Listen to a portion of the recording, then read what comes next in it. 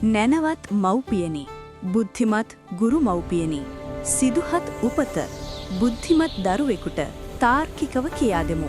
දහම යනු තාර්කයට සහ හේතුඵල දහමට එකඟව විමසා බැලිය යුත්තක්. අපේ දරුවන්ට බෝසත් උපත පිළිබඳ කතාව කියා දීමේදී ඔවුන්ගේ කුතුහලය පෝෂණය වන පරිදි එය වඩාත් තාර්කිකව ඉදිරිපත් කරන්නේ කෙසේද? අද අපි ඒ ගැන කතා කරමු. ගැප් පෙළහර සහ සම්ප්‍රදාය. අතීතයේ සිටම පැවතෙන සාමාන්‍ය සිරිතක් තිබෙනවා.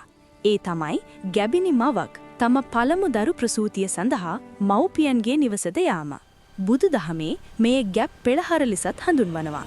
නමුත් මෙහිදී අප සිතිය යුතු වැදගත් කරුණක් තිබෙනවා. සිදුහත් කුමරුගේ පියා වූ සුත්තෝදන රජතුමා ඉතා ප්‍රබල පාලකයෙක්. තම අගමෙහෙසියට පළමුවන දරුවා ලැබීමට ඉතාම ආසන්න මොහොතක ඇයව මෙවැනි දුර ගමනක් යැවීමට රජතුමා කිසිසේත්ම තීරණය කරන්නේ නැහැ. ලුම්බිනියේ සැබෑ කතාව. මහා මායා දේවිය දෙව්දහ නුවර බලා පිටත් වූයේ දරු ප්‍රසූතියට මාස කිහිපයකට පෙරයි. ඇය මග දෙපස සිරි නරඹමින් සුව පහසුවෙන් ගමන් කළා. ලුම්බිනිසල් උයන කියන්නේ දේවියගේ මව්පියන්ට, ඒ කියන්නේ දෙව්දහ නුවර රාජපෞලට මහා මායා දේවියගේ පියාවන අංජන රජතුමාට අයත් රාජකීය උයනක්. ඇය එහි ගොස් සුව පහසු විඳිමින් විවේකීව සිටින මොහොතක තමයි මෙම පූර්ණකාලීන දරු උපත සිදුවන්නේ. මෙය මාස කිහිපයකට පෙර මව්පියන් බැලීමට යන අතරමඟදී අඩු මාසයෙන් සිදු වූ උපතක් නොව ස්වභාවිකව නිසි කලට සිදු වූ උපතක් බව අප දරුවන්ට පැහැදිලි කළ යුතුයි. 2.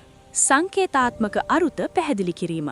නෙළුම් මල් මත ඇවිදීම වැනි ප්‍රාතිහාරයන් දරුවාට බොරුවක්සේ දැනෙන්නට ඉඩ නොදී එහි ඇති සංකේතාත්මක අර්ථය මෙසේ කියා දෙන්න. නෙළුම් මල් පිපීම. නෙළුම් මල යනු පිවිතුරු භවයේ සංකේතයකි. උපන් කුමරු මුළු ලෝකයම සුවඳවත් කරන කෙලෙස් නැමැති මඩෙන් නොගැවසුණු පිවිතුරු උතුමෙකුවන් බව මෙයින් අදහස් කෙරේ. පියවර 7ක් ඇවිදීම. මින් අදහස් කරන්නේ උන්වහන්සේ අනාගතයේදී අංග 7කින් යුක්ත බොජ්ජංග ධර්ම අවබෝධ කරගෙන ලෝකයට මඟ පෙන්වන ශ්‍රේෂ්ඨතම නායකයා වන බවයි. සිංහනාදය. එය බුද්ධිමත් භවයේ සහ නිර්භීත භවයේ සංකේතයකි. අනාගතයේදී උන්වහන්සේ සත්‍යය ලෝකයට ප්‍රකාශ කරන බව මෙයින් හැඟවේ. 3. කාලාම සූත්‍රය අනුව සිතීමට හුරු කිරීම.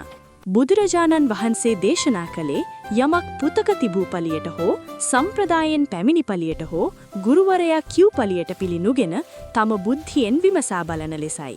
එබැවින් දරුවෙකු ඉපදුණු ගමන් ඇවිදින්න පුළුවන්ද කියලා අසන ප්‍රශ්නය දරුවාගේ බුද්ධිමත් භවයේ ලක්ෂණයකි. දරුවාට දිය හැකි සාර්ථකම පිළිතුර තමයි පුතේ, දුවේ. බුදුහාමුදුරුව කියන්නේ ලෝකයේ පහළ වුණු බුද්ධිමත්ම සහ ශ්‍රේෂ්ඨතම මනුෂ්‍යයයි.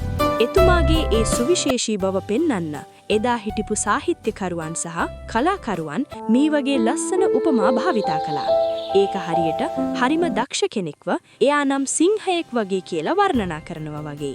ඒ වර්ණනාවලින් අදහස් කරන්නේ එතුමා මේ ලෝකයට ආපු හරිම විශේෂ උතමෙක් කියන එකයි. මෙම යථාර්ථවාදී පැහැදිලි කිරීම හරහා දරුවාට බොරුවක් උගන්වන්නේ නැතුව බුදුදහමේ ඇති සැබෑ හරය සහ හේතුඵල දහම පිළිබඳව නිවැරදි වැටහීමක් ලබා දීමට අපට හැකියාව ලැබෙනවා.